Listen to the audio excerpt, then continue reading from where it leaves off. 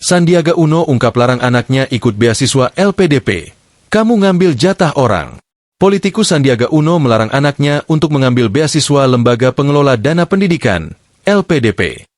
Ia mengungkapkannya saat bertemu dengan Perhimpunan Pelajar Indonesia, PPI, di Malaysia, Selasa, 24 Juni 2025.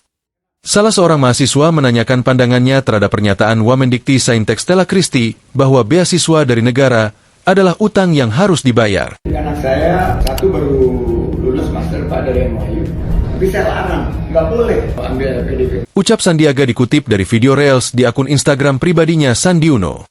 Anak saya larang dapat LPDP. Kenapa? Karena saya bilang kalau kamu dapat LPDP berarti kamu ngambil jatah orang lain. Lanjut mantan Menteri Pariwisata dan Ekonomi Kreatif ini. Ia menuturkan anak keduanya, Amira Uno baru lulus program master dari New York University. Menurut Sandiaga, ada putra-putri bangsa yang lebih pantas mendapatkannya.